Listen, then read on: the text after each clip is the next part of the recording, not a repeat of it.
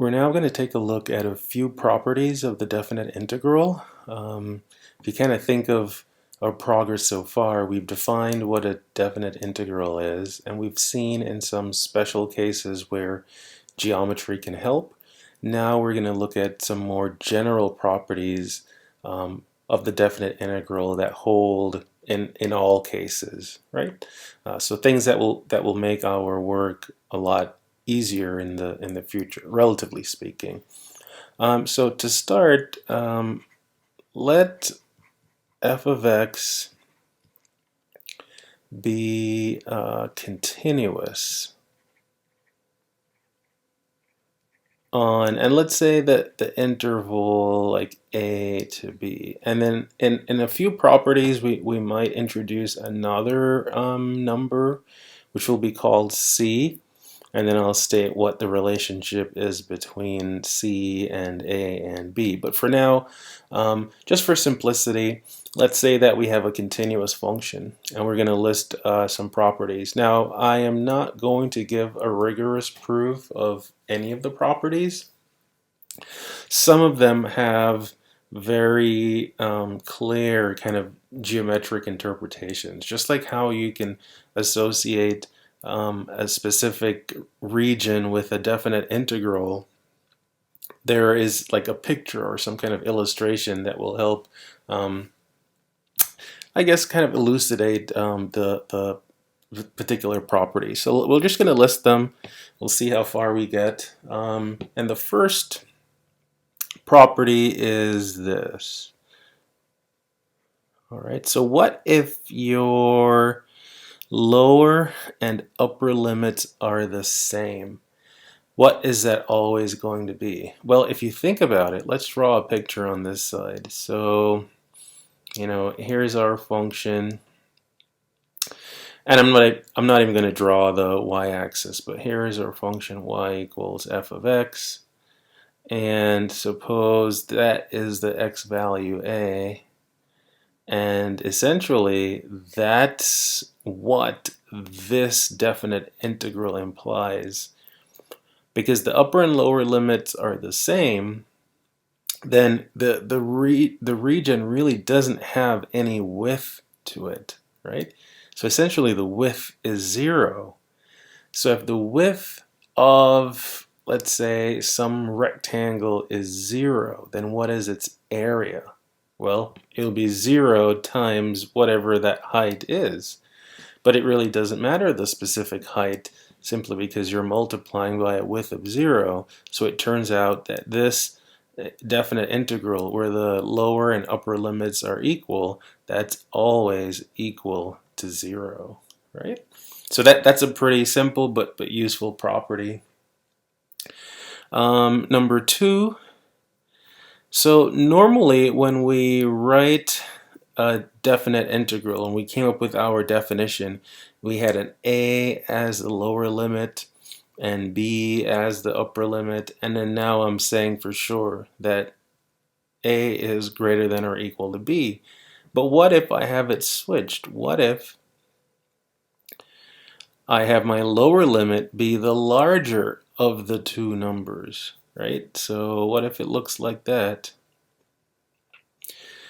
What we would like to establish in this property is what is the relationship between this definite integral. Let me leave a little space and write the definite integral that we have in our definition. Like, so how are these two related, right?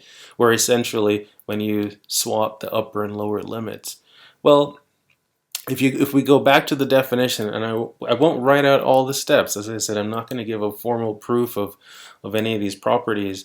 But remember, it starts with our delta x. And delta x is the larger number, larger limit minus the smaller limit over n.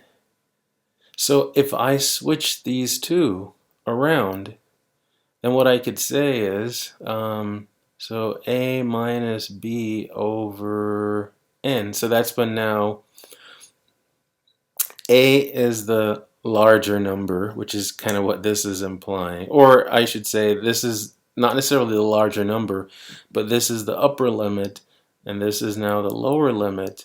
Well, if I switch these two around, it's the same as taking the negative of what I have here, right? So it should be the negative of the quantity b minus a over n, and then that would be the negative of delta x. So by switching a and b, I change the sign of my delta. But then since that delta is multiplying the function value, then it's going to change the sign of the entire integrand. And if it does that, it then changes the sign of the definite integral, right? So the moral of the story for property 2 is that if you have a definite integral and you switch or swap the upper and lower limits, you change the sign of the entire thing. So like there's a negative sign in front of this entire definite integral, right? Okay, so let's look at a third property now. And this particular property has to do with what if you, so let's do this, a to b, and then c times f of x dx. So what if you have a constant, right, multiplying your function, right? What does that do to the overall definite integral? Well, it turns out there are different ways you can sort of think about this, but this definite integral is equivalent to taking the constant and multiplying the integral from a to b of f of x dx. Right?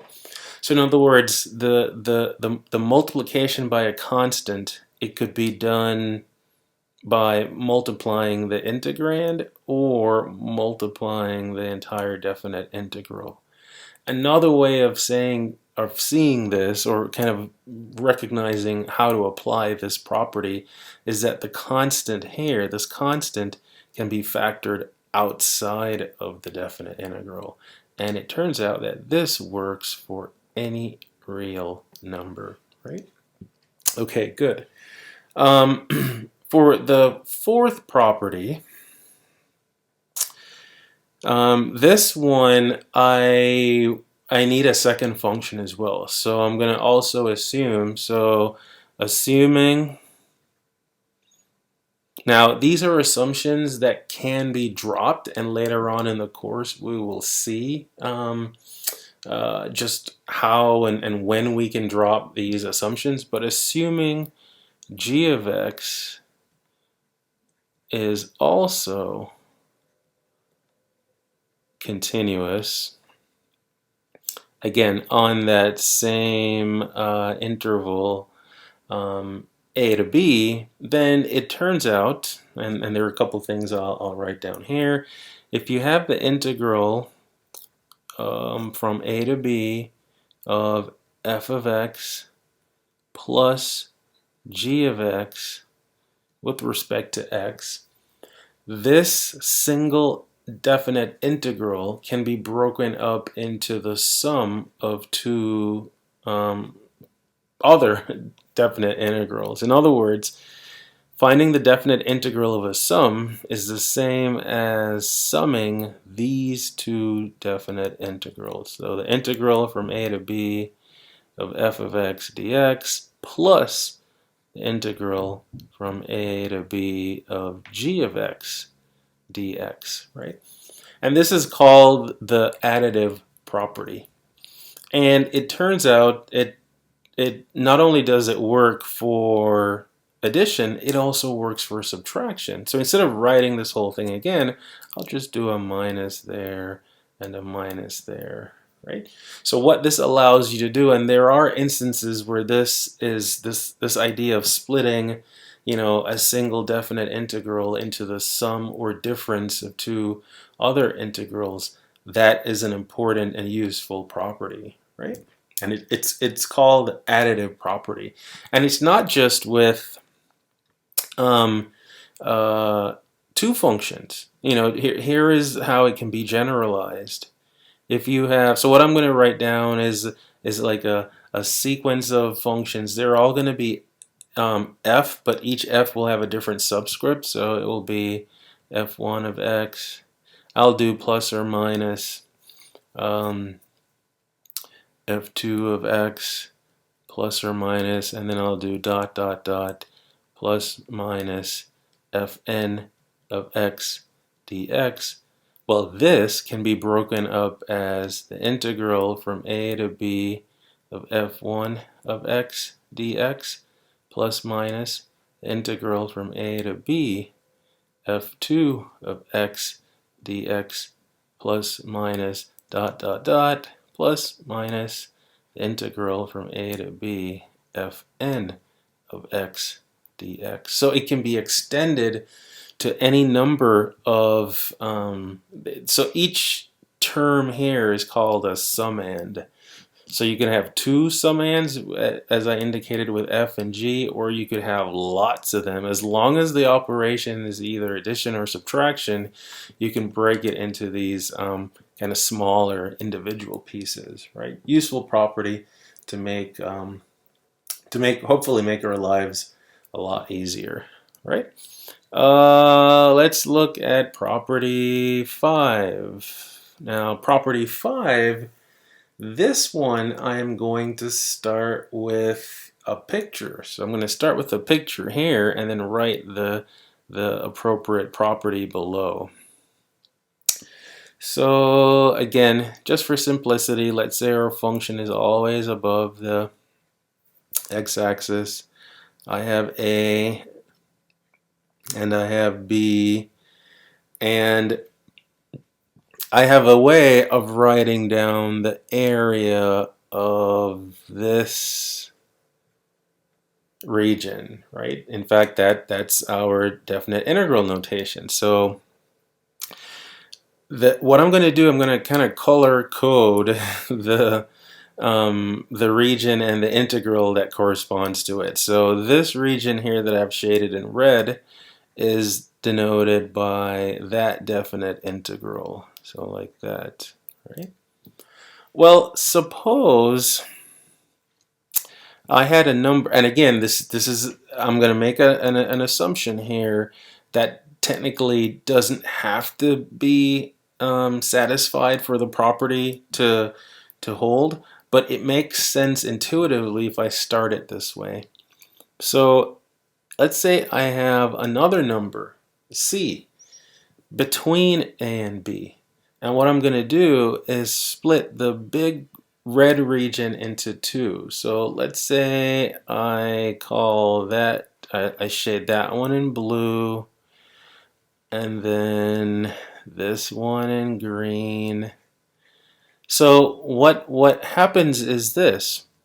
Essentially, the area of the big region in red can be written as the area of the smaller blue region plus the area of the other small green region. So basically, instead of using one integral to represent the entire region, what I can do is I can represent it as the sum of two smaller regions. So the blue one would be the integral from a to c f of x dx, and then plus, and then for green it's the integral from c to b of, again, f of x dx, right?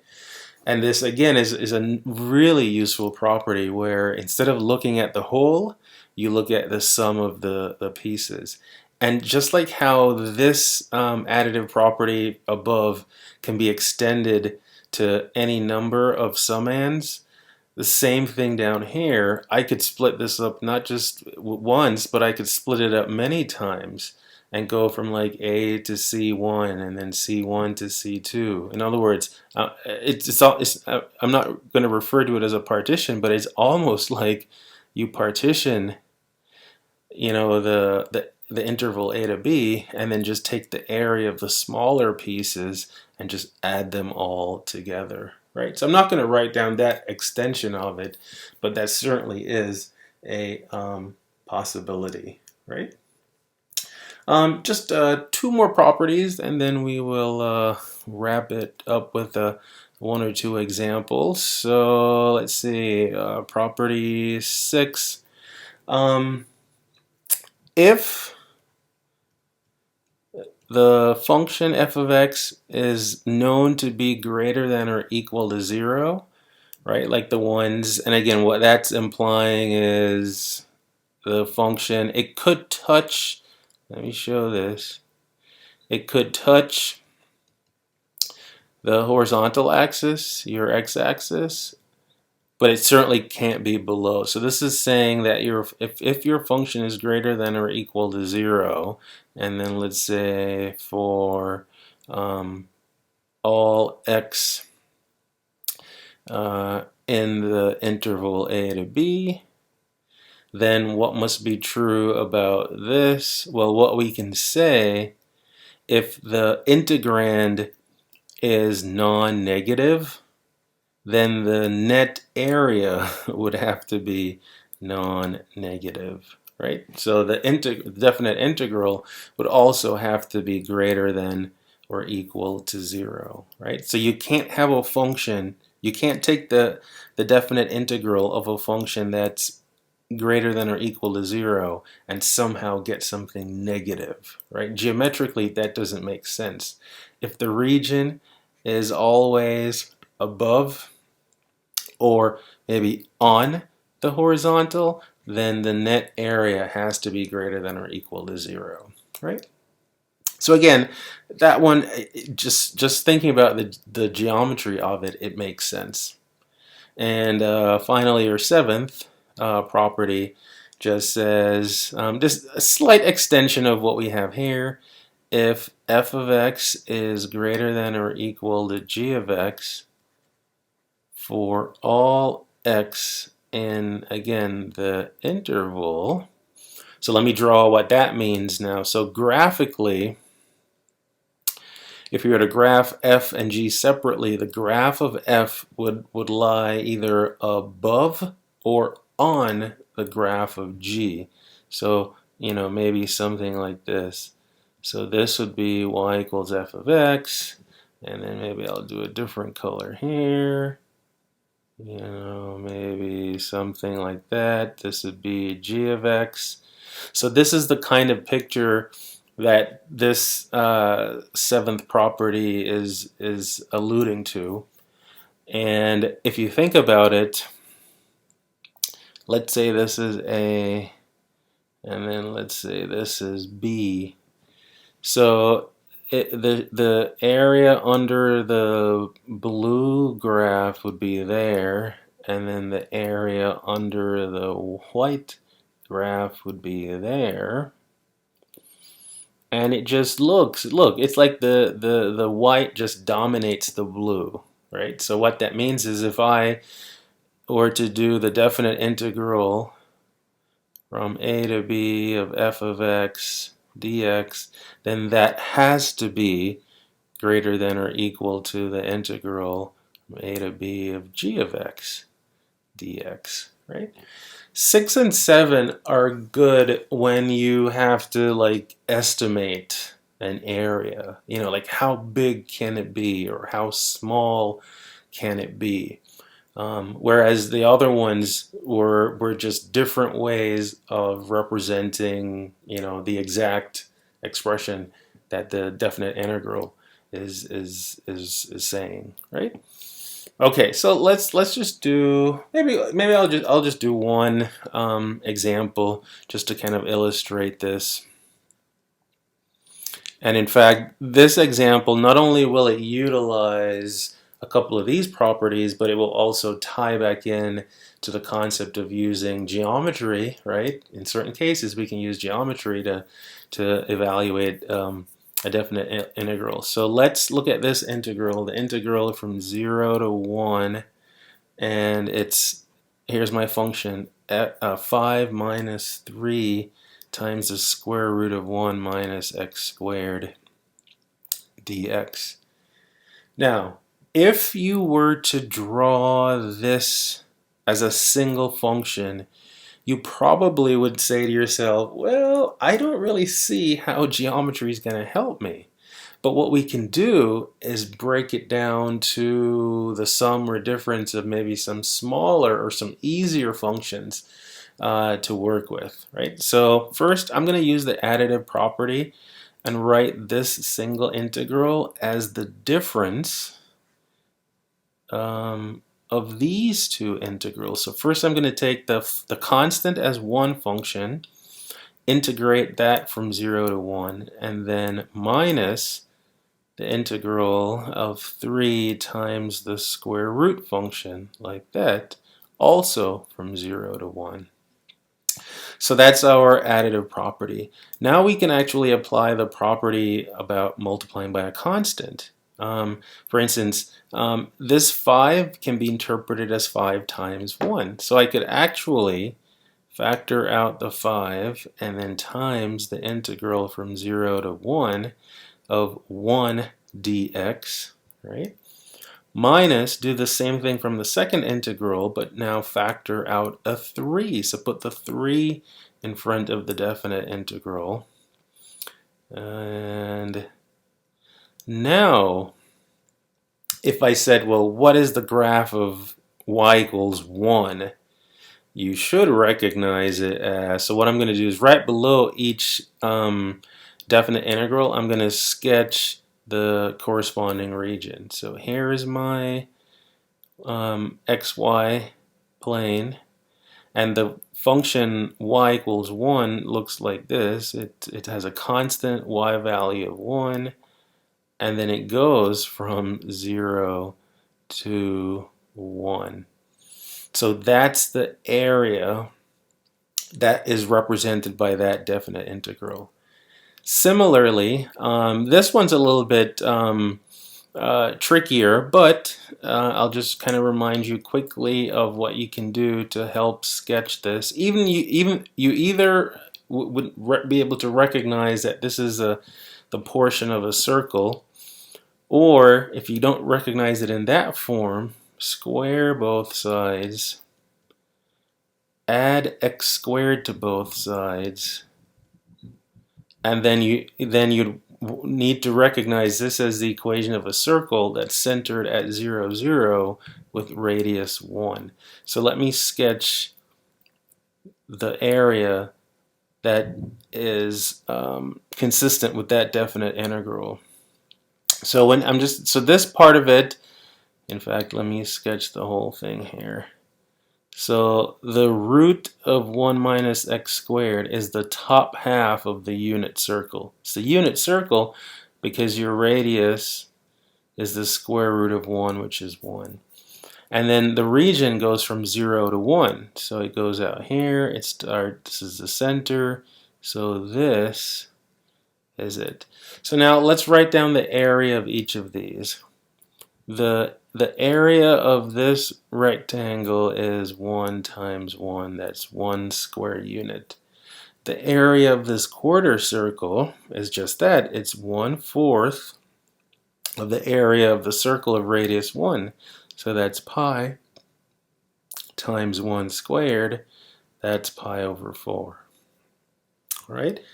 So how does this all work now? Well, let's go back and finish our expression. So we have 5 times the area of this rectangle, so that's 5 times 1, minus 3 times the area of this quarter circle, which is your pi over 4.